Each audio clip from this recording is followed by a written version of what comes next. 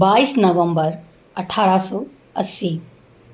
ये वो दिन था जब झलकारी बाई इस दुनिया में आई।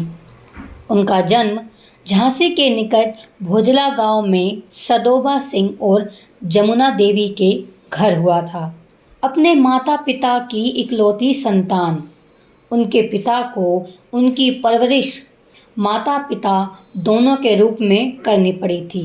जब उनकी मां का आकस्मिक रूप से निधन हो गया था, तब झलकारी बाई बहुत छोटी थी। चूंकि परिवार गरीब था और कोरी जाति का था, यानी एक दलित समुदाय जो उत्पीड़ित था, उनके पास स्कूल जाने और औपचारिक शिक्षा प्राप्त करने का अवसर नहीं था। हालांकि बचपन से ही उन्हें कुशलता से हथियार चलाना सिखाया गया, उन्हें घुड़सवारी का पाठ पढ़ाया गया। झांसी के विभिन्न घरों में उनकी बहादुरी के किस्से आज भी सुनाए जाते हैं। ऐसा कहा जाता है कि एक बार जब डकैतों ने गांव में रहने वाले एक व्यापारी के घर पर छापा मारने की कोशिश की, तो झलकारी बाई ही थी जिन्होंने उन्हें अकेले ही भगा दिया था। ये भी कहा जाता है कि जब जंगल में एक बार जानवर ने उन पर हमला करने की कोशिश की, तो उन्होंने अपनी कुल्हाड़ी से एक बाघ को मार डाला। झलकारी रानी लक्ष्मीबाई से कभी नहीं मिलती।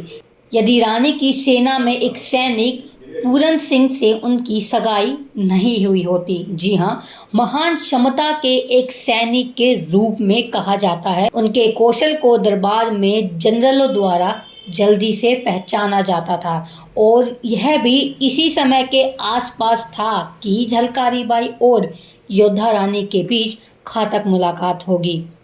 गौरी पूजा के दौरान झलकारी बाई गांव की कई महिलाओं के साथ किले में गई थी। ये वो जगह थी जहां प्रसिद्ध झांसी की रानी ने उन्हें पहली बार देखा था और ये झलकारी के साथ साझा की गई अस्वाभाविक समानता से चकित थी और तुरंत उनके बारे में पूछताछ की।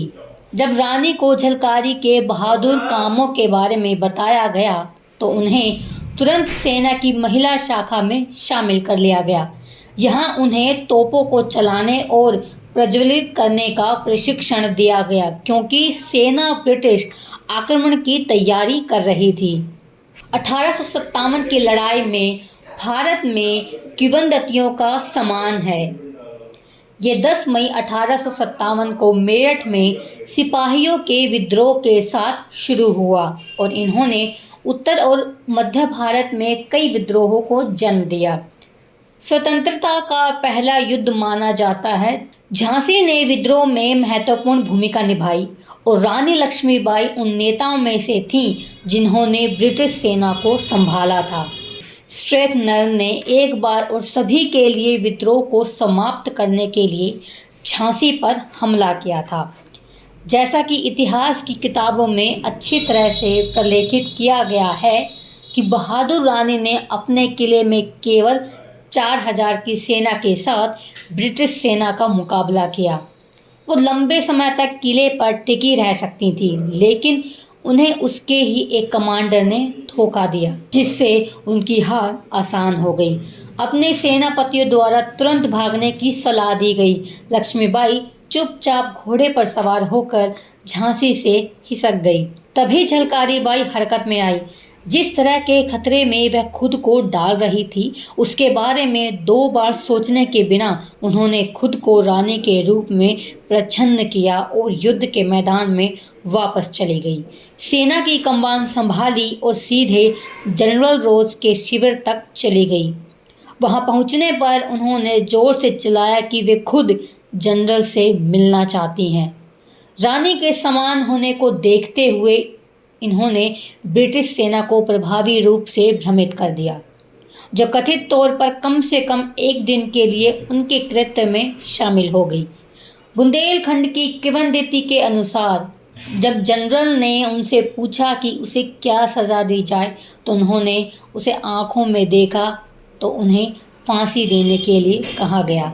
तब कहा जाता है कि इन्होंने चुपचाप प्रशंसा के साथ जवाब दिया कि अगर भारत में 1% महिलाएं भी उनकी तरह होती तो अंग्रेज़ों को हार मानकर देश छोड़ना पड़ता। एक दिन बाद ही जब दुल्हा जू नाम के एक व्यक्ति ने झलकारी की पहचान की तो अंग्रेज़ों को धोखे का पता चल गया। उनकी मौत को लेकर काफ़ी भ्रम है। कुछ खातों में उनकी मृत्यु का वर्ष 1958 बताया गया है और कुछ खातों में उन्हें मुक्त कर दिया गया था और बाद में एक लंबा जीवन व्यतीत किया और केवल 1890 में इनका निधन हो गया। जहां दलित समुदाय द्वारा साझा की गई कहानियों में साहस और वीरता की कहानियां चलती रहती हैं, वहीं झलकारी की अपनी कहानी को इतिहासकारों ने लंबे समय तक नज़रअंदाज कर दिया था। हालांकि हाल के दिनों में इस अविश्वसनीय महिला की कहानी को उजागर करने के लिए इतिहासकारों द्वारा एक ठोस प्रयास किया गया है। ग्वालियर ने उनके सम्मान में एक मूर्ति और 2001 में भारत सरकार ने एक योद्धा को श्रद्धांजलि देने के लिए एक डाक टिकट जारी किया जो अपने लोगों और अपने देश की रक्षा करते हुए हंसते हंसते शहीद हो गए थे।